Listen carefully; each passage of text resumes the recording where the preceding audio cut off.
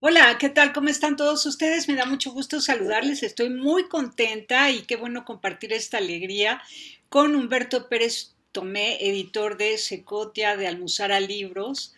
Pues ha estado en la batalla cultural desde hace años y ahora tenemos la gran noticia de la Corte de Estados Unidos que revoca el permiso al aborto. Esto es una noticia maravillosa que agradecemos todos los que hemos estado convencidos de que amar la vida tiene como síntoma precisamente el cuidado de la vida, y cuando ya el ser humano empieza a dejar de cuidar la vida quiere decir que no ama la vida, y de eso todos somos responsables. Así que Ujú. Humberto Pérez Tomé, felicidades, un abrazo. ¿Cómo, Bueno, cómo? felicidades a todos, incluso los que no están de acuerdo, porque esta noticia también es buena para ellos, aunque no se la crean. Así es, así es. Humberto, ¿cómo se recibe en España esta noticia? Bueno, pues inmediatamente en España las cabeceras más importantes y las no importantes inmediatamente se han hecho eco, entre otras cosas porque ya venía de atrás, ¿no? Un run run desde hacía por lo menos 2 meses de que esto sucedía y las cosas que estaban sucediendo en Estados Unidos a causa de esta, bueno, esta anulación de sentencia y demás, ¿no? Y entonces en España, pues de momento no decían mucho, porque ya bastante había hecho la infame ministra de Igualdad que tenemos aquí, que acaba de sacar y han aprobado en nuestro Congreso, pues una de las leyes de aborto más salvajes que hay en Europa en estos momentos, ¿no? Y más salvaje no ya por el hecho de matar a un no nacido, que si me aprietas, me da lo mismo, me da igual que estemos que sea de 3 semanas que de 8 meses. Es una vida humana, ¿no? Lo que pasa es que con 8 meses, pues parece que es como más grueso el asunto, ¿no? Sino que una de las cosas que hacen esta ley son dos fundamentales. En España, hablo en España, esta ley, por un lado, permite a las menores, a las chicas menores de 16 años, poder abortar sin permiso paterno, que entre otras cosas ya lo tenían eso, entre comillas, concedido con la píldora al día siguiente. Eh, y, y además también intentan, que eso yo creo que no lo van a conseguir, intentan que los médicos no puedan objetar conciencia con respecto a hacer o no hacer abortos. Es decir, les obligan a hacer abortos, quieran o no. Pero eso no lo van a conseguir porque ya se han dado varios colegios de médicos oficiales aquí en España, que ya sabéis que en España se mueven pues, por comunidades y dentro de cada comunidad hacen sus propias ajustes de leyes, ¿no?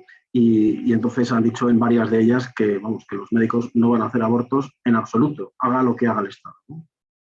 Con lo Ahora, cual, es que son leyes con saña, ¿no? Leyes con saña, con ánimo de mofarse de las autoridades morales, que serían los padres de familia o los médicos. Es como mofarse de toda autoridad y dejarlo asentado en la ley cuando se prohíben, pues se prohíbe la participación de los papás para impedir el aborto, o se prohíbe la participación de los médicos para negarse a practicar un aborto, a ejecutar un aborto.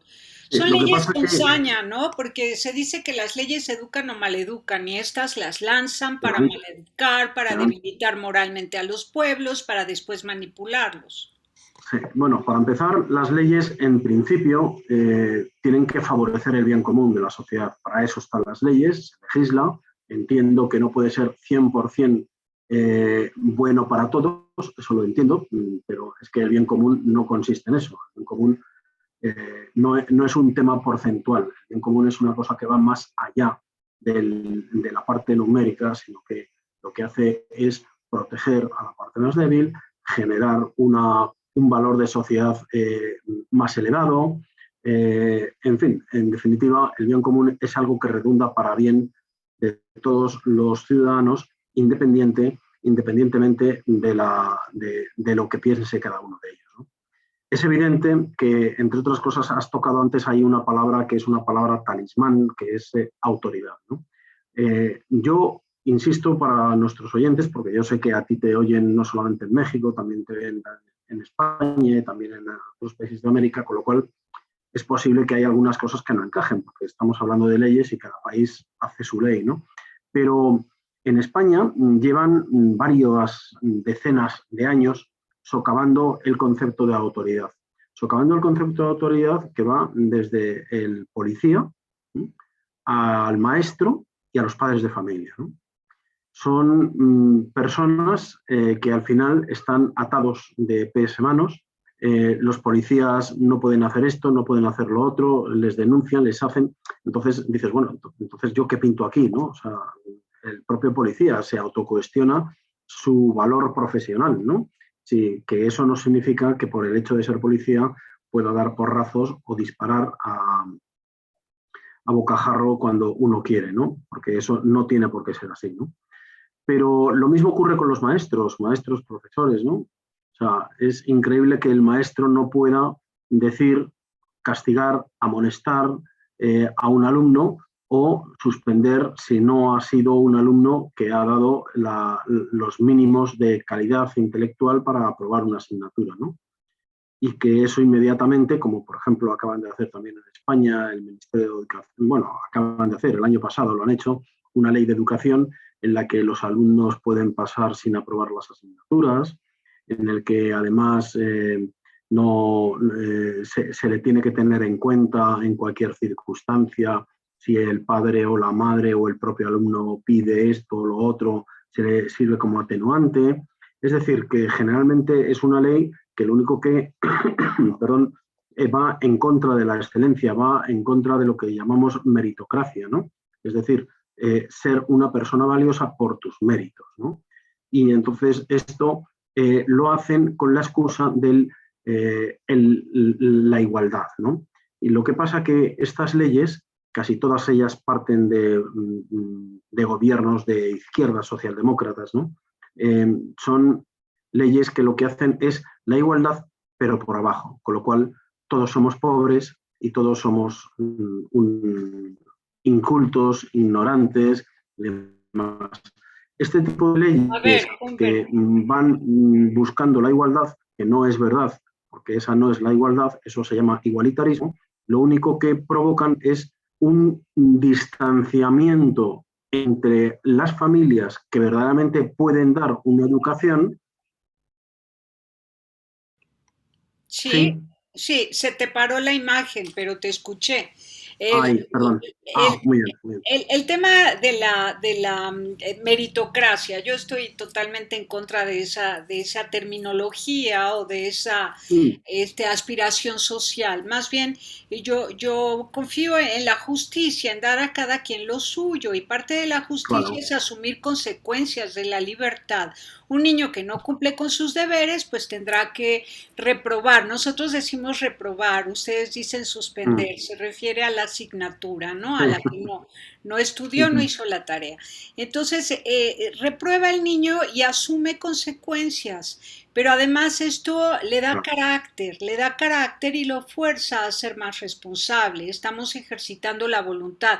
O sea, las consecuencias lógicas de los actos en la educación son necesarias. Aplicar consecuencias lógicas, ¿no?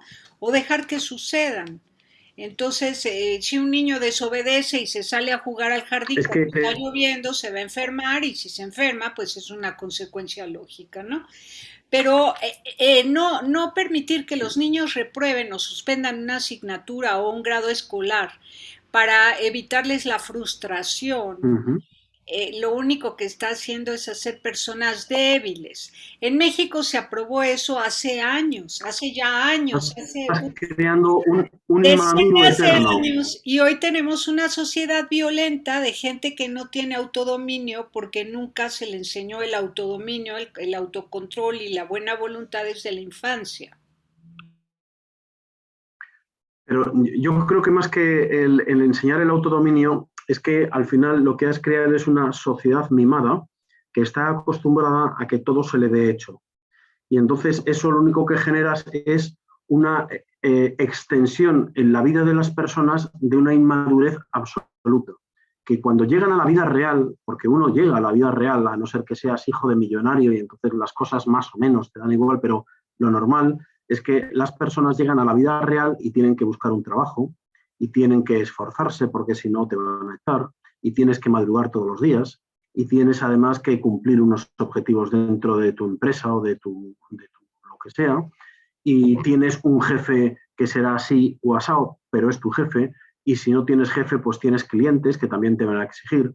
Claro, es que la vida, al final, la vida es exigente, y la vida te va a estar exigiendo continuamente, y cuando no te exige en la vida profesional, te va a exigir en la vida del amor, en la vida del matrimonio, en la vida con los hijos, en la vida de todo. Y al final tenemos una sociedad blanda, una sociedad totalmente inmadura, sentimentaloide, que se ofende por todo y que cree que tiene derecho a todo, pero sin ninguna obligación y por lo tanto sin ninguna consecuencias. Que ese es uno de los fenómenos que tienen los derechos, es que comparte obligaciones y además comparte consecuencias. Si tú no cumples con estos derechos, es decir, no cumples con estas obligaciones, pues tienes consecuencias. Es que es así, y eso es así. Y entonces, la sociedad que tenemos aquí, allí, allá, que es una sociedad totalmente globalizada y que en términos generales funciona en todas nuestras sociedades de manera muy parecida, en cuanto a cortes sociales, ¿no? No cortes sociales, no, cortes generacionales, quiero decir. Pues eso, todos funcionan así y es un desastre absoluto. Es un desastre absoluto. Humberto, ¿crees que el fallo de la Corte de Estados Unidos pueda influir en Europa, en la OTAN, en todos los países miembros de la Unión Europea y de la OTAN? Por Bueno, ejemplo, hay un dicho que conoceréis vosotros también, que es que cuando Estados Unidos estornuda, el resto se constipa, ¿no? Y los imperios, para bien o para mal, influyen en el resto del mundo.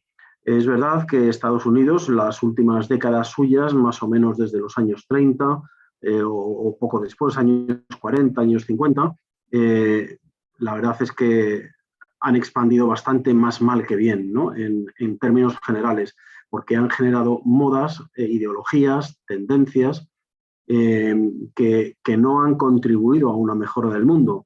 Y es verdad, si nosotros miramos o tenemos la capacidad de tener la perspectiva del tiempo en el que vemos cómo eran las sociedades, por ejemplo, hace 60 años, que muchos de ellos pues ya vivíamos ahí, ¿no?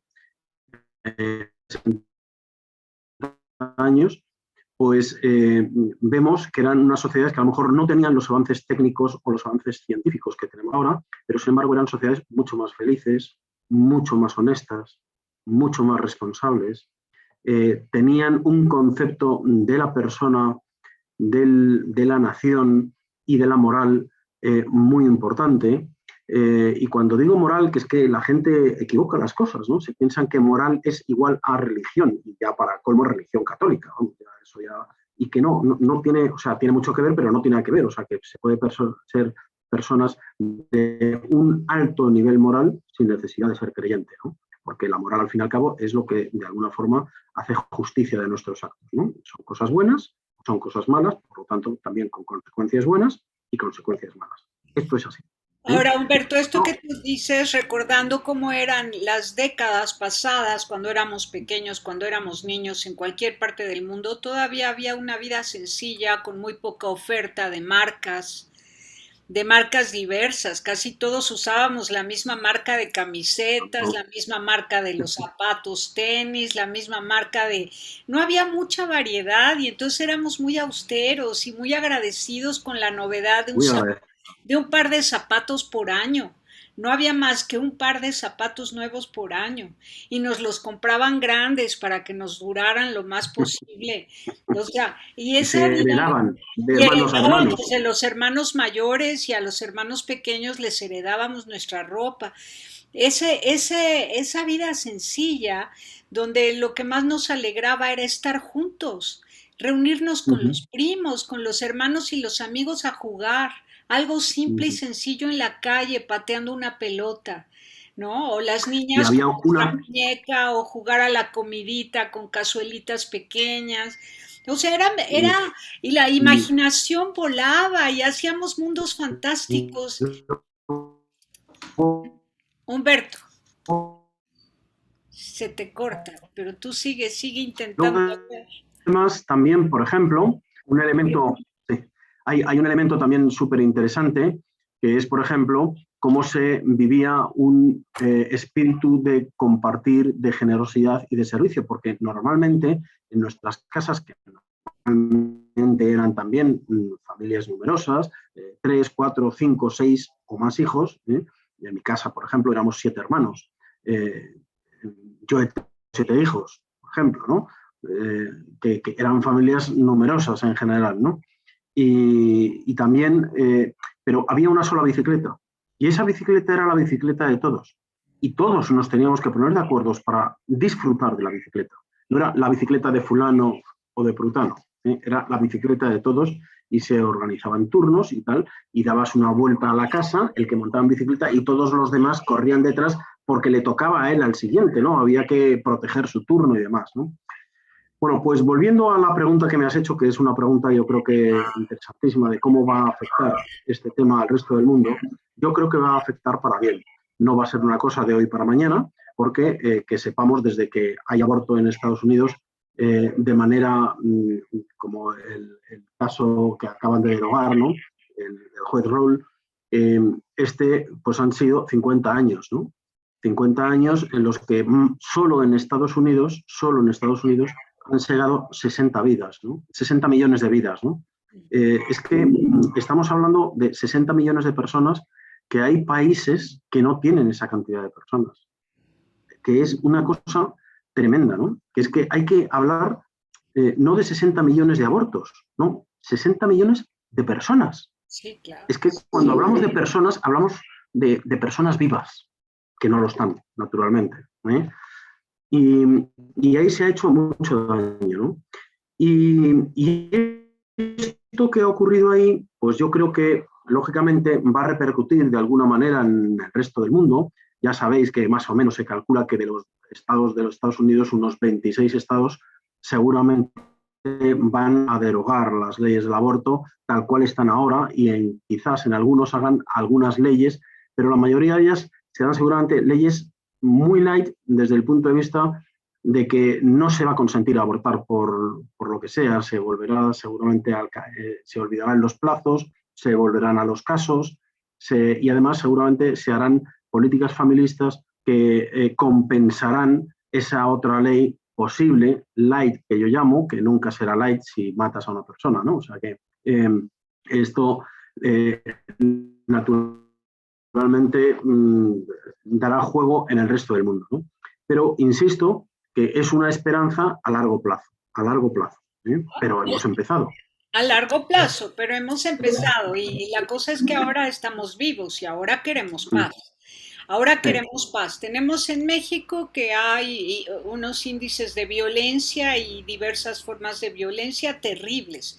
Tan solo esta semana el asesinato de 2 sacerdotes jesuitas en la Sierra Tarahumara, un niño que se lanzó, un estudiante de medicina que se lanza de un edificio de la UNAM, tenemos un hombre que asesinó a su esposa a la salida de un restaurante, tenemos balaceras en distintos estados de la República Mexicana, entonces tenemos como una renuncia a la vida, como que ante tanta injusticia, ante tanto abandono afectivo, la gente siente que ya no tiene sentido la vida y ya sea que se suicide o que mate a otros. Es como haber renunciado, es Uh como -huh. cuando algo se rompe un poquito, te enojas y lo avientas, ¿no? Uh Entonces -huh. ahora todo el mundo está Sí. aventando la vida. Como estamos heridos, la vida está siendo aventada, como el niño berrinchudo. Por eso es que quería hablar también de este tema y aprovechar que hablaste del tema de la educación, porque no estamos fortaleciendo la voluntad ni desarrollando la creatividad. Entonces, ante el bajo umbral al sufrimiento, ante el bajo umbral a la frustración, no somos capaces de reparar el daño. Como el papá ha dicho, prefiero familias heridas a renunciar a la familia del todo. ¿no? Y a abandonar a los hijos. Mejor restaurar esas familias heridas, aunque estemos rotas, pero no perder el contacto, el vínculo y el deseo de paz Claro, para los hijos. No, no, no. En México lo que está pasando es que ya se rasgó la vida humana con tantos divorcios, tanto maltrato psicológico, emocional, tanta pobreza generada, la vida está rasgada y como está rasgada y no hay creatividad y no hay voluntad, ¡pum! Se avienta la vida entre mm, suicidios, abortos, asesinatos. mm. Mira, en el momento en el que o sea, el fenómeno que se convierte en el caballo de Troya de cualquier sociedad para que empiece una deconstrucción paulatina es el aborto. En el momento en que el aborto se legaliza, o se despenaliza, ¿eh? Ese aborto inmediatamente eh, lo que está es cosificando la vida.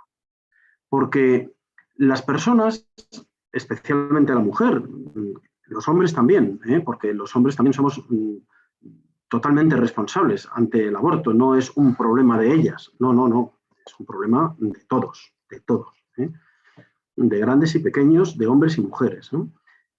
Porque a todos nos repercute, los efectos secundarios de un aborto a todos nos repercute. Y cuando estamos en una sociedad en la que eh, podemos permitirnos el lujo de decir, no, bueno, no me viene bien tener un hijo ahora porque no tengo trabajo, porque no tengo dinero, porque me lo quiero pasar bien, porque no quiero ser madre, porque yo no quiero ser padre. Es decir, esa vida que ya lleva esa mujer ahí eh, es, eh, es cosificada. Se convierte inmediatamente en algo que se puede consumir, en algo de quita y pon. ¿eh? Y por lo tanto, a partir de ahí, ¿qué más da el resto? ¿No? Es lógico que en el otro extremo de la cadena esté la eutanasia. Es que es completamente lógico. O sea, vamos a ver, no lo estoy justificando. Quiero explicar que es una cadencia lógica que si se aprueba el aborto y se asume el aborto como un derecho social, no humano, no humano, un derecho social, eh, eh, la cadencia lógica es que al final de la vida ocurra lo mismo. Yo mismo, no hace falta que me maten mis nietos, ni mis hijos, ni mi mujer, porque les doy mucha pena, porque yo me encuentro muy mal, porque sufro mucho. No, es que incluso aunque fuese yo mismo, eh, yo soy el que está infravalorando mi propia vida. Claro, Porque, ese es el problema, que no se está apreciando la vida y eso es lo más grave. Independientemente de las acciones en contra de la vida, uh esa -huh, sensación de que hay desprecio generalizado hacia la vida humana. Lo vemos desde exacto. en una guerra macro, ¿no? Donde se mueren civiles, hasta en un acto privado donde una mujer aborta a un niño. O sea, lo vemos en todas las manifestaciones. Uh -huh, Entonces, sí, ¿cómo vamos a curar? Porque ya ves que Dios lo dice muy claramente, no se puede amar a Dios y al dinero. A mí me parece que esto tiene una gran causa en los publicistas, en los medios de comunicación, en la vendimia, en el estar vendiendo todo el tiempo cosas superfluas que hacen creer a la uh gente que se es feliz teniendo cosas. Me da la impresión que ya a la Bueno, gente no le pero basta la vida. Y si no te basta la vida, ya estuvo que nada te bastó. Si lo más bello que hay sobre la tierra es un ser humano y un ser humano contigo no te basta, no te alegra, no te gusta, no te maravilla todos los días con sus novedades, si un ser humano no te alegra, ninguna cosa sobre la tierra te va a alegrar. Y ese desprecio a la vida claro, humana tiene muchas manifestaciones.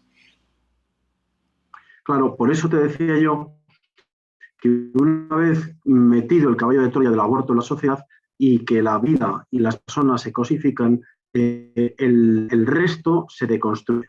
Todo empieza a caerse. No tiene valor la paz, no tiene valor el amor, no tiene valor todas esas cosas que son lo que realmente nos sostenía. Tú decías el tema del consumo. Bueno, es que el tema del consumo es que es al final una necesidad de la sociedad, porque es una sociedad nihilista, hedonista y por lo tanto consumista. Y no sabríamos decir, ¿y ahora qué hago? ¿Y cómo resuelvo esto? Y este pantalón ya le tengo viejo. Hombre, no, si a lo mejor lo que tienes que hacer es solo lavarlo, ¿no? Es que hay que lavar la ropa de vez en cuando, ¿no? Y cosas así. Entonces, esta situación es la que hay, y la hay en México, y la hay aquí, y la hay en Argentina, y la hay en Estados Unidos, y en Inglaterra. En fin, no importa el idioma, es el estilo de vida que está totalmente globalizado y se estandarizan las vidas, ¿no? Y todo el mundo justifica todo por todo. ¿Mm?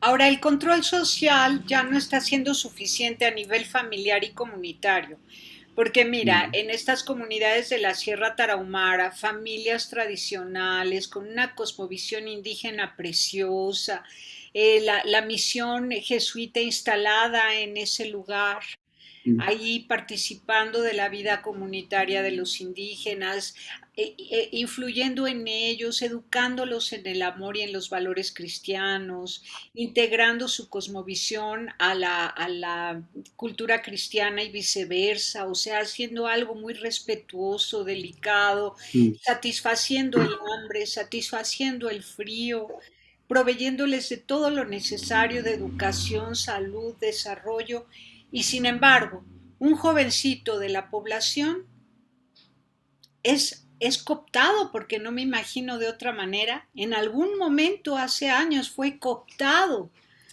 por el crimen organizado, y él, con tal de ser él el que de algún modo dé la vida por su familia, porque dice, preferible ser yo el aliado de los malos para al menos proteger a mi familia, que ser víctima de los malos y dejar a mi familia en peligro, ante la amenaza de que ya están Mm. ahí, adueñándose de los territorios. ¿Sí entiendes la lógica? O sea, imagínate, yo estoy tratando de entender cómo es posible que un chavito que creció en esa comunidad, que ha cometido un montón de delitos, ha crecido así y conocido por la comunidad. Solo me imagino que hay ahí como un código de comunicación que se establece en donde una persona que no era mala ni tenía por qué haberlo sido, fue forzada a ser mala, y que más le valía decir sí a dejar sueltos a los malos, poniendo en peligro a su familia y a su gente, y sin medir las consecuencias acaba él matando a su gente, porque los curas eran su gente. Ujú. ¿Me explico? Bueno, ¿Cómo es sí, posible? perfectamente. O sea, tú has publicado libros de varios autores que hablan sobre el crimen para los Ujú. lectores que estudian criminalística y que estudian leyes y cosas así, ¿no?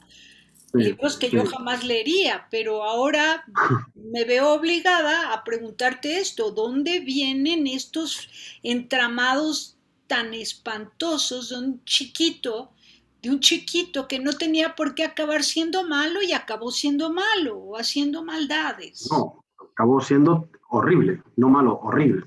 Bueno, Horrible. pues mira, hay una cosa que entre los criminólogos se dice, y que es verdad, que no todos los niños que han sido maltratados terminan siendo asesinos en serie, pero sí es cierto que casi todos los asesinos en serie han sido niños maltratados. En esas edades tempranas, donde realmente se fragua los principios del afecto humano, que normalmente vienen dados fundamentalmente, y esto es muy importante, por la madre, pero no porque sea una responsabilidad de la madre, es que es la madre quien trasciende la parte afectiva en la educación de los hijos, igual que los padres trascienden en otras cosas distintas. Pero en este caso que estamos hablando de la parte afectiva, es por parte de la madre, principalmente, también por el padre, también por el ejemplo del padre y de la madre, de cómo se tratan, de cómo se quieren, de cómo se respetan, de que no hay gritos, de que no hay insultos, de que no hay palizas, de que no hay borracheras. Todo eso influye en un niño y va al final fraguando el afecto y te hace tener una visión del mundo bonita porque es lo que tú has visto en tus padres. O sea, es que lo que tú has visto en el amor familiar, bueno, en los padres, y luego también, lógicamente, si los padres son así, que te han afectado a ti, como eso, han afectado también a tus hermanos, con lo cual al final hay una corriente de transmisión de afectos muy importante. Claro, el niño o la niña que han sido apaleados, que han sido abusados, que han visto escenas espantosas en su casa de palizas, de drogas, de alcoholismo, de violaciones, de barbaridades de esas y que le han ido metiendo en la cabeza en esos años tempranos, estoy diciendo, pues entre los 4, 5, 6, 8 años, en esas edades que tienes el corazón tierno y que te lo van convirtiendo en pura roca, ese chaval, el día de mañana, cuando tenga 11, 12, 14 años, meterle un navajazo a un tipo que no conoce de nada, simplemente porque no le da su reloj, por ejemplo, es que es un tema que no le trae ningún problema. Cero problemas de conciencia. Es un Pero muchacho que...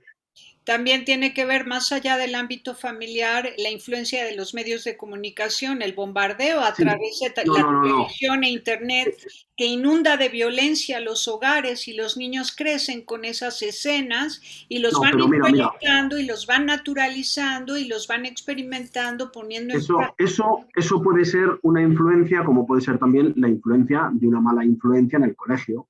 Tener un compañero de clase que te enseña cosas, que te lleva un día y robáis en un supermercado, y que hacéis esto, hacéis lo otro. O sea, eso pueden ser cosas, pero yo puedo asegurarte, Tere, y vamos, y me gustaría si nos está oyendo algún psicólogo, algún pedagogo, alguien que, alguien que entienda de educación de niños, te diré que si ese niño en su casa ha recibido las raíces afectivas apropiadas, podrá un día ir y robar en un supermercado unas chocolatinas. O podrá un día ir y hacerse el chulito delante de otro con su mala compañía de clase y eso. O querer probar lo que vio un día en una película y hacer no sé cuántos. Pero ese muchacho tiene el rescoldo de la conciencia de lo que él ha vivido en su casa y sabe que lo está haciendo bien o lo está haciendo mal. Eso es lo importante. Es que del caso de los muchachos que yo te estoy diciendo, que son los futuros asesinos, esos muchachos es que jamás han tenido discernimiento del bien y del mal. Nunca, nunca, porque nadie se lo ha mostrado. Ellos Igual que solo... las mujeres que abortan, igual que las mujeres que abortan y que No, promueven el aborto, no tienen conciencia. no, no, yo creo que eso no es exactamente así. Yo creo que la mayoría de las mujeres que van a abortar por primera vez van con unos tremendos problemas de conciencia. Lo que pasa que se encuentra con dos casos muy distintos. Uno, por un lado, una ley y un ámbito social que te empuja a que la solución de tu vida es abortar para seguir siendo libre, para seguir siendo feliz, para poder seguir realizándote en la vida, te conducen a eso, mientras que a continuación no te están dando la opción de, no, si yo no quiero abortar, yo quiero que ustedes me ayuden a sacar a mi hijo porque tengo problemas económicos. ¿Eh? Eso es muy importante y, sin embargo, no hay ninguna ley que lo haga. De hecho, todas las leyes de familia habituales son leyes que van en contra de la familia, en contra de la vida y en contra de la familia. Y luego, además de eso, está también el ámbito familiar. Muchas veces es el propio novio el que chantajea a la chica, pues si quieres el niño, yo te dejo, yo no sé cuántos, yo no sé qué, yo te lo pago, yo no sé cuántos. Luego están también los padres. Ojo con esos padres y madres que son los que fomentan que su chavita, como tú dirías, de 14, 15, 16 años, aborte porque ¿cómo va a tener mi hija de 15 años un niño? Es que la matas la vida, ¿no? Y bueno, es que a lo mejor la que tú crees que te está matando es la tuya, ¿no? Por el honor, por la vergüenza, bueno, pues por tantas cosas que normalmente se dejan llevar, ¿no?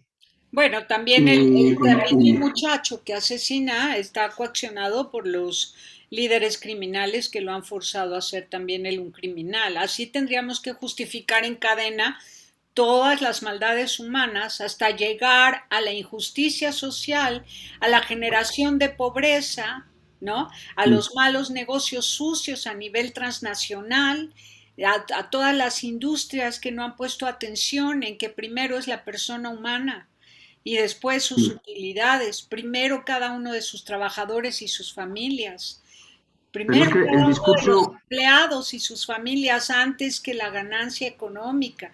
O sea, no hay un sistema económico global muy torpe que no ha sabido no, dignificar. de torpe nada, ¿eh? De torpe nada, está perfectamente planificado y organizado para que sea como es, si no sería de otra manera. Pero yo creo que de todas formas tú estás haciendo un planteamiento, un macro planteamiento global mundial, cuando realmente la decisión del aborto es una decisión personal. Es una decisión de conciencia que muchas personas creen que no tiene importancia hasta que lo hacen y se dan cuenta en el agujero que se han metido. Para empezar, la propia mujer se mete en un agujero psicológico tremendo, con unas depresiones espantosas y con una sensación de ese hijo que han matado, que todos los años vuelven a pasar por el duelo ese día, por lo menos ese día, el día que abortó. A ninguna mujer se le borra de la cabeza, en la memoria, el día que abortó. Luego, es verdad que hay mujeres, y además insensatas de ellas, pobrecillas, ¿no? O sea, que incluso se envalentonan de cara al público diciendo, no, pues ya he abortado 4, 5, 8 veces y no me pasa nada, y yo estoy aquí. Bueno, ya solamente el hecho de que lo estés diciendo demuestra que sí te pasa algo, ¿no? O sea, que lo estás diciendo porque necesitas de alguna forma lavarte por dentro, ¿no? Tus problemas interiores, ¿no? Eso ya, porque a mí me parece que abortar en cualquier caso, cuando es un aborto natural, no se entiende, ¿no? El aborto siempre, siempre es un fracaso personal, siempre. Y el aborto como ley es un fracaso de Estado, siempre. O Siempre. sea, un aborto es cultura de la muerte y el ser humano proyectado, eh, está proyectado a la esperanza y la esperanza siempre, al final de la esperanza, siempre es un camino de vida. Por lo tanto, cuando uno tiene... Mira, yo recuerdo hace muchos años una chica que cuidaba de nuestros niños cuando eran muy pequeñitos, que se quedó embarazada, ya tenía 2 hijos. ¿Sí? Y era una chica pues relativamente joven, debería tener como 30 años o 5, 18 o algo así tendría. Y entonces el marido era el que le obligaba a abortar. El marido era el que decía que él no podía tener más hijos. Yo le decía, ¿pero por qué no puedes tener más hijos? Porque es muchísimo dinero. Yo no gano tanto dinero. Y yo le dije, bueno, de momento no te está costando dinero. Tienes 9 meses de hijo que no te cuestan dinero. Eso ya para empezar, ¿no? Que son los 9 meses de gestación. Y después, desde el momento en que nazca, ahora dime, ¿qué es lo que te cuesta un hijo? Yo te voy a ir diciendo y cuando tú me digas paro. 50 euros al mes, 100, 150, 200, 250, 300 y se iba poniendo muy nervioso. Dije, porque la cantidad que tú a mí me digas que te cuesta ese hijo, yo te la voy a pasar todos los meses. Entonces se enfadó conmigo. Dijo, bueno, pero podré hacer yo lo que me dé la gana. Bueno, eso siempre lo puedes hacer, pero tú me habías dicho que era un problema de dinero. Yo te lo estoy resolviendo. Claro, al final se queda entrampado porque en el fondo no es un problema de dinero, es un problema de egoísmo personal y sobre todo de ceguera. Es gente que tiene la esperanza opacada. No son capaces de ver el fruto que tiene un hijo el día de mañana y el día de mañana de mañana. Y los hijos siempre son un fruto, siempre, tengan la edad que tengan, siempre son un fruto. Lo son cuando son pequeños y te realizan como padre y como madre y además atan a los matrimonios, quiero decir que unen a los matrimonios y el día de mañana cuando son más mayores se convierten, cuando son más mayores y por lo tanto tú también, en la misma proporción eres también más mayor, se convierten en tu ayuda, en la persona que te va a explicar cosas en las que tú ya a lo mejor de adelantos técnicos estás un poco fuera y ya no te digo nada cuando ya de verdad seas muy mayor y sea el hijo el que te trae, el que te lleva, el que te sube, el que te consuela, el que te acompaña, ¿no? Es que siempre es un fruto un hijo, siempre es un fruto. Lo que pasa es que se ha cosificado el ser humano se ha cosificado y entonces da igual que me divorcie, da igual abortar, da igual que me suicide, da igual cambiar de pareja, da igual cambiar a un hijo por un perro. El otro día uno de mis artículos que escribí, que creo que tú leíste, decía que en España había apuntados, registrados 7 millones de perros y gatos. 7 millones de perros y gatos registrados, frente a 4.200.000 y pico niños menores de 14 años. Entonces decía, nuestra pirámide poblacional está animalizada. ¿Y por qué hace eso la gente? Pues yo te voy a decir por qué hace eso la gente. Porque tú sabes que yo quiero mucho a mi perro y mi perro me quiere mucho a mí y sabes que tu perro nunca puede hacer otra cosa distinta porque no es libre. Tu perro está condicionado genéticamente a quererte sí o sí, a obedecerte sí a sí, a no traicionarte sí o sí. Es porque es un animal, mientras que un hijo es libre.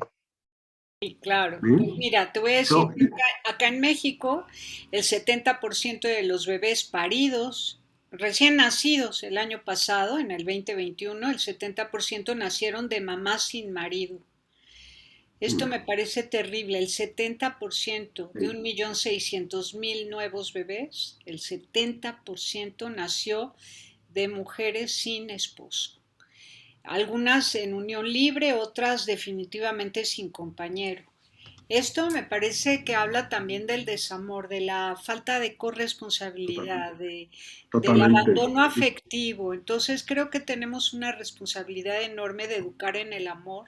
Es urgente educar en el amor y volver a querer más al ser humano que a las cosas y que a los animales. Hay como un desorden, ¿no? Primero a Dios, luego al ser humano, luego a los animales, luego a las plantas, después al final a las cosas.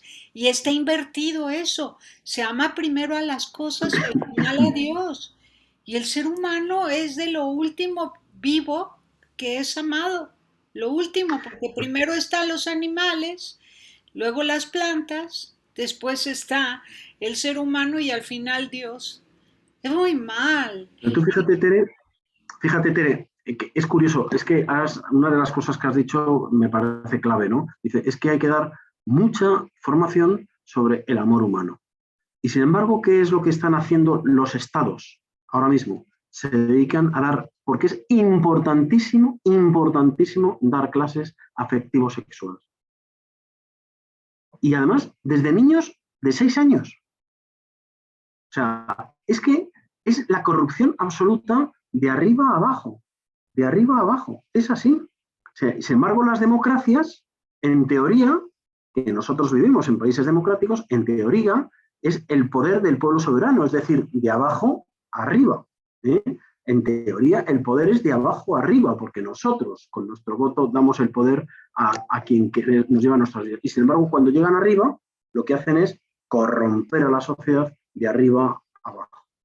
Empezando Exactamente, exactamente, corrompen a la sociedad de arriba a abajo, totalmente. pero tanto gobiernos como empresarios Sí, ultrapoderosos, me sí, refiero sí, a sí, sí, eso, por supuesto, sí, sí, sí. ¿sí? Cada uno con intereses diferentes, uno por mantenerse la capacidad del poder y el otro porque está haciendo una explotación económica absolutamente neoliberal, sin valorar en nada las consecuencias que tiene sus atropellos empresariales. Y vamos a decir así, atropellos empresariales, porque hay en muchas ocasiones que, claro, por supuesto, te lo van a vender como algo súper estupendo y qué bien te lo pasas y qué guapo estás y tu viaje de tu vida y no sé cuántos, pero en el fondo, ¿qué estás dando a cambio de ese viaje? ¿Qué estás dando a cambio de ese producto? ¿O cómo viven las empresas? Perdón, ¿cómo viven tus empleados en esas empresas que están dando esos viajes fenomenales, ¿no? ¿Cuánto están ganando esas personas? ¿Cómo son tus beneficios? ¿Tú crees que estás haciendo verdaderamente una empresa solidaria, una empresa verdaderamente participativa con los trabajadores o no? ¿O te estás aprovechando de que el día que digas no quiero más, dices vete fuera porque tengo una cola de 400 personas esperando a que te vayas para entrar a ellos a continuación? Eso es una explotación de las personas.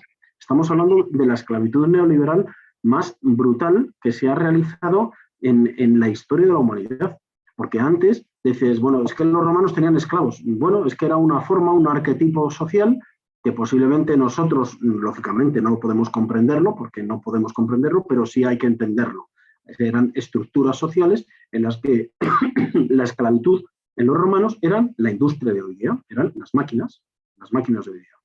Después estuvo el esclavismo de los negros provenientes de África, que prácticamente en lo que es Iberoamérica hubo, pero muy poco. Donde más hubo fue en Estados Unidos, esclavizados por los anglosajones,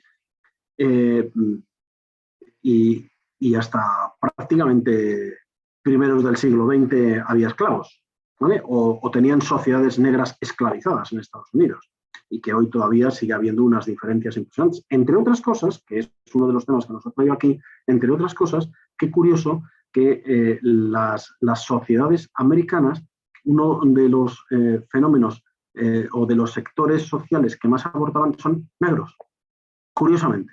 Es a los que más se les promociona el aborto en sus ámbitos familiares, sociales, de trabajo y Es demás, lo que ¿no? te digo, cuando ya no hay esperanza de vida, cuando la vida está rasgada, se avienta y se rompe por completo, porque si una persona ha sido humillada constantemente, maltratada, privada de su capacidad de ser un ser humano integrado socialmente, De una su persona dignidad. marginada, una persona despreciada, insultada, ofendida, maltratada, ya su vida está rasgada y entonces la rompe, de una vez la rompe.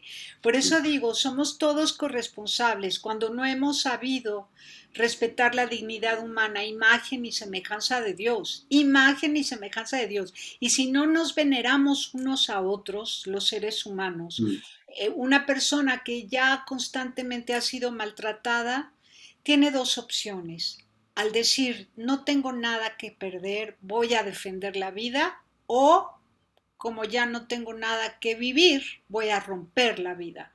Entonces, ¿qué opción vamos a tomar? ¿La de la vida o la de la muerte ante esta situación tan injusta en la que el sistema económico neoliberal nos ha situado? Una pobreza extrema, desempleo generalizado, migración tremenda, una migración injusta por causas injustas, fragmentación familiar, esas nuevas esclavitudes. Ya no vemos a los esclavos de antes como nos cuentan las películas, ¿no? No, ahora vemos otro tipo de esclavitudes, pero son igualmente dolorosas. Entonces tenemos la opción de decir, ya no tengo nada que perder, voy a defender la vida, o como mi vida está rasgada, la voy a romper. Mejor defender la vida a todos, todos amar la vida y ser cuidadosos. Que nadie tenga Bueno, hambre, nadie tenga frío, nadie tenga privación de libertad injusta, nadie esté... pero Tere, todo esto que tú estás diciendo es lo ideal y es lo que realmente, incluso hasta a los malos, por llamar de alguna forma, hasta los que no piensan como nosotros, en el fondo es lo que les encantaría que también fuese así. O sea, estamos hablando de cosas ideales. Pero yo creo que tenemos que hablar de cosas reales, ¿no? Las cosas reales, en estos momentos, a mí me parece que consisten fundamentalmente en lo que hay en el mundo. Y el mundo que hay es un mundo perverso, un mundo en el que todo está formado para que las clases dirigentes, políticas, financieras y empresariales, se hagan ricas a costa del resto de los demás. Que seamos nosotros cada vez más dependientes, que en eso consiste el verdadero esclavismo del siglo XXI, que somos sociedades dependientes, muy dependientes, ¿no? Del Estado, porque el Estado te da salud, te da escuelas, te pone carreteras, y nos olvidamos de que el Estado no te da nada. No te da nada porque el Estado no tiene nada si no tiene tus impuestos, que es tu rendimiento de trabajo. Es decir, es tus escuelas, tu salud, tus carreteras, no las del Estado. ¿Sí? Ellos lo único que tienen que hacer, y no lo hacen siempre bien, es administrar bien el dinero. ¿Sí? Pero volviendo a la realidad, hay que tener en cuenta que Donald Trump, que ha sido tan vilipendiado, injuriado, que se le ha echado de la Casa Blanca, y cada vez hay más rumores de que las trampas existieron y demás, hay que recordar que gracias a Trump, que puso estos 3 jueces en Estados Unidos, gracias a sus 3 jueces, hoy el aborto ya no es como era antes, ¿sí? Ya no es una institución legalizada, que entre otras cosas no existe en la Constitución de Estados Unidos, y yo creo que no existe en ninguna Constitución del mundo, la Constitución, y procuraremos el aborto a todas las mujeres, eso no existe en ninguna Constitución, o sea, es una ley que un gobierno determinado se saca de la manga y dice, y ahora vamos a abortar así, y ya está, y de la misma forma que entra, sale y desaparece, o sea, que en ninguna Constitución aparece el derecho al aborto, ¿no? Todo lo contrario, lo que aparece es más bien el derecho a la vida, el respeto y derecho a la vida del no nacido desde el momento de la concepción, ¿no? Que eso es lo que tienen prácticamente las constituciones de casi todos los países, ¿no? Bueno, Y esto es, en México, ¿no? En Argentina sí, por ejemplo. sí, o sea, la idea es siempre y en todos los países que se despenalice el aborto, es decir, que no se va a Claro, encarcelar a la claro. mujer que aborta, ¿no? Eso. Ahora, Sí, sí. la Son idea pasos, es, pasos que se dan. sí, pero que eso no debería existir de todas formas. Lo que debería No, de pero si existir es es que el amor a la si vida. existe, si existe, claro, si es que Tere, si eso existe, es porque es porque la sociedad está corrupta y genera políticos corruptos que corrompen más a la sociedad. Es que es un ciclo. El nacionalismo de Trump y que también ha habido manifestaciones de espíritu nacionalista. Ahora, ante la globalización, como que se antoja para cada país, bueno, vamos a cerrar un poquito filas hacia adentro para podernos organizar sin tanto tratado internacional que nos compromete, que vende nuestra alma al demonio, ¿no? O sea, cuando se acuerdan cosas nefastas en contra de la vida humana y entonces los gobiernos nacionales se ven comprometidos con la ONU o con el Banco Interamericano de Desarrollo o el Banco Mundial o cualquier otro y se ven obligados a tomar decisiones y luego legislar en favor de esas cosas, ¿no? Mm. Este nacionalismo que también Trump proponía para darle aire a cada país y que cada país se organice, ¿no? Ah, y Este, eso es ¿crees una de las cosas, que eso claro, funciona? precisamente por eso a los demócratas, que son globalistas, Trump les vino a hacer un agujero en todo su proyecto de plan que tenían. Tenían un proyecto globalista, que es el que desde que ha llegado Biden es el que se está desarrollando y expandiendo otra vez, hasta incluso creando guerras con Ucrania, y todo eso es, o sea, con Trump ni una sola guerra. Con Obama, guerras. Llega Trump, ni una sola guerra. Llega Biden, guerra. Dices, pero bueno, ¿qué está pasando aquí, no? O sea, ¿cómo es posible esto? Con Trump, crecen los beneficios en Estados Unidos, los sueldos, no hay casi paro, ocurre no sé qué. Tuvo la mala suerte de que le llegó el tema del coronavirus, no lo gestionó bien y eso es lo que se le echa en cara. Pero no lo gestionó bien ningún gobierno, ¿eh? Ningún gobierno lo ha gestionado bien. Pero bueno, eso por un lado. Y llega Biden y sube la inflación, otra vez vuelve el paro, tienen problemas de no sé qué. O sea, aquí yo no estoy diciendo que unos sean buenos y otros malos, pero tú que has tocado varias veces el tema de Dios, pues en el Evangelio hay una frase súper esclarecedora. Por los frutos los conoceréis. Y ya está. Si yo no me invento nada, yo solo sé que Trump no había guerras. Llega Biden y hay guerras. Son hechos objetivos. Sí. Está Trump, crece el Ahora, trabajo. algunos estarán pensando, pero quería levantar un muro y tenía a los migrantes atorados ahí en la frontera con unas Sí, situaciones de vida el denigrantes. mismo, Pero era una forma en la que él quería presionar para que cada país se haga responsable de su gente, cada presidente de sus poblaciones. pero tú te das cuenta, Tere, que es que el muro que achacaban a Trump era el muro que empezó a levantar Clinton y el muro que siguió levantando Obama y el muro que está levantando otra vez Biden. Y nadie habla del muro, solamente que el muro de Trump. Si Trump, además, es que ni tan siquiera avanzó el muro, Trump, ni tan siquiera. Simplemente lo que vino a decir, no, es que lo que van a hacer es ellos levantar el muro. no lo, o sea, van a pagar ellos el muro, dijo. O sea, ¿te acuerdas, no? Que esa era un poco la frase que la gente no lo entendía mucho, ¿no? Estados Unidos no va a pagar el muro, lo va a pagar México, ¿no? Más o menos vino a decir esa frase, ¿no? Y entonces, ¿pero qué está diciendo este hombre? Claro, es que encima eso, ¿no? Pero era una estrategia, una forma de asustar a los gobiernos de Claro, Centroamérica para claro, que se claro. hicieran cargo y se hicieran responsables de sus Uh-huh. pueblos, ¿no?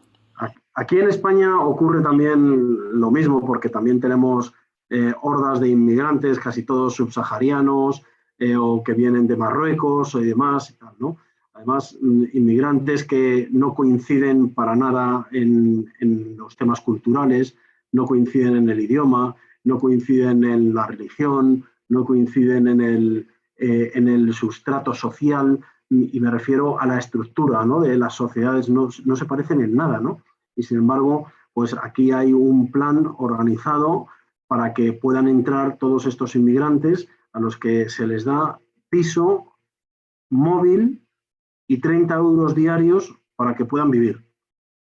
Y dices, pero bueno, ¿por qué hay que hacer estas cosas, no? Pues ¿Qué sentido tiene hacer esto? me parece bien sin dejar de atender a los problemas locales de donde ellos emigran, ¿no? Que puedan Mm. de manera, bueno, internacional ayudar a que cada país tenga una vida justa para sus pobladores, ¿no? Mm. Independientemente de Claro. que Es que aceptarse. el problema, ese problema no se resuelve en el país de destino, se resuelve en el país de origen. Y es lo que Pero el tiene país España. de destino puede involucrarse en el origen para ayudar un Muy poco, bien, ¿no? exactamente. El dinero que estás dando aquí a un señor que no va a trabajar porque no sabe en qué trabajar, porque no conoce el idioma, porque no conoce las costumbres, porque seguramente no tiene oficio, y que le estás dando un piso y le estás dando un móvil, le estás dando 30 euros diarios, esos mismos gastos, inviértelos en aquel país y monta escuelas de formación para que ellos mismos sean profesionales y sean capaces de crear país y de crear estructura y de crear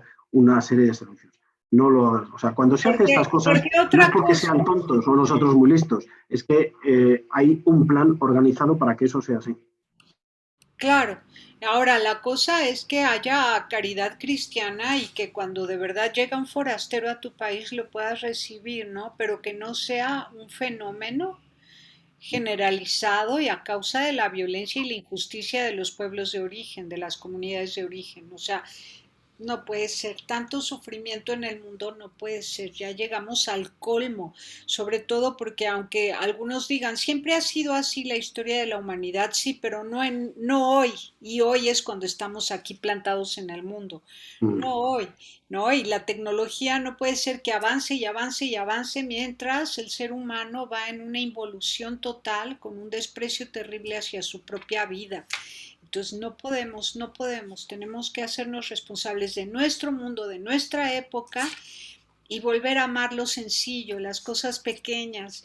Quiero terminar esta conversación pues poniendo acá en pantalla, a ver si, ay no, acá no está, espérame, déjame acá. Tenemos las palabras del Papa Francisco, a ver si se escucha, me dices, Humberto. Sí. Dolor en su momento, expreso también mi dolor y tristeza por el asesinato del otro día de dos religiosos, hermanos míos jesuitas y un laico. ¿Cuántos asesinatos en México? Estoy cercano con el afecto y la oración a la comunidad católica afectada por esta tragedia. Una vez más, repito que la violencia no resuelve los problemas, sino que crece el sufrimiento inútil. Así es. Y luego esta otra cosa también muy linda que nos dice el padre Luis Gerardo Moro Madrid. Tras el asesinato de los jesuitas Javier Campos y Joaquín Mora, quedan pendientes la justicia y la reconciliación. La violencia no se solucionará apresando a sus generadores. Se necesita también renovar instituciones y no olvidar que estas zonas aún permanecen en el abandono institucional. Y bueno, cuando hablamos de instituciones también nos referimos a la familia, es una institución, el papá, la mamá, los abuelos, el clan, la tribu, ¿no? La gente que comparte. Es la primera institución. Es la primera institución porque es la base de todo el resto. Es la base de la sociedad y como consecuencia la base del resto de las instituciones que puedan darse. Y por lo tanto las instituciones sociopolíticas que se construyen deberán de estar volcadas y mirando precisamente hacia la familia, que es la fuente de su sentido. Tiene sentido esa institución precisamente porque existe la familia. Así es, pues entonces que la familia viva, que cada papá y cada mamá se haga responsable de sus hijos y que aunque estemos rasgados y heridos, sigamos insistiendo en el amor a la vida. Humberto Pérez Tomé, dime los nombres de los libros estos que yo no he querido leer, que tienes ahí uno de mujeres asesinas, otro de El crimen perfecto, no sé cómo se Pues llama. mira, acabamos de sacar precisamente Son para uno. criminólogos, abogados, Un momento, policías. permitidme que os traigo y os muestro las portadas. Un momento. Sí, nos va a mostrar algunos libros que también ha tenido que publicar, son de libros novelados, pero con mucho de realismo para que pues puedan estudiar estos fenómenos de la violencia los abogados, criminólogos, policías, gente dedicada a la seguridad pública. Hace un año sacamos de Muy perfiles breve, por favor. psiquiátricos de hombres asesinos. Mirad qué tío tan estupendo. Sí, sí. Bueno, este es un libro que está muy bien porque cuenta primero el autor César Alcalá, es biógrafo y historiador, y hace la parte de la biografía de los personajes, explica quién era, de su procedencia familiar, su ámbito social, su momento histórico, todo eso. Y después Abigail Mora, que es una psicóloga que tiene el título de criminóloga y además especializada en perfilación criminal, hace hace los análisis psicológicos de cada uno de estos asesinos, de tal forma que explica, no te quedas solo con el morbo de una persona que mataba, sino que explica y profundiza en esa persona, que no es que lo justifique a la persona, sino que explica por qué esa persona así. Y este año, como no podía ser de esta forma, pues hemos sacado El espejo, que es perfiles psiquiátricos de mujeres asesinas. Aquí la tienes a esta chica con cara de buena, ¿sí? Y es exactamente la misma estructura, el mismo historiador, pero ha cambiado de psicóloga a psiquiatra y hace pues lo mismo, hace también el planteamiento de estas mujeres.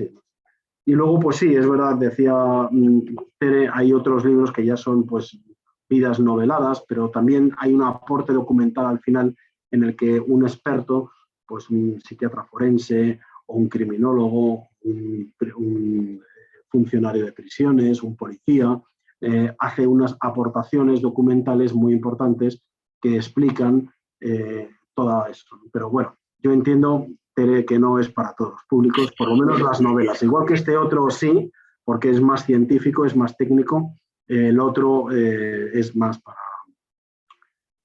para cabezas un poco más duras. Humberto Pérez Tomé, muchísimas gracias. Te pueden encontrar en Twitter en @secotia, @somoslibro, @Criteria Club. ¿Es Criteria? Bueno, pero eso es una librería virtual, ¿no? criteriaclub.es, pero sobre todo mi canal de iVoox, el de Somos Libro, ese me interesa mucho. Son pequeños editoriales de 8 o 9 minutos, en el que además de que recomiendo libros siempre ahí, son temas de actualidad que hago pues un editorial suave y que habla de las cosas del mundo y de la actualidad y de cómo, según mi forma de ver, cómo deberán de ser. Buenísimo.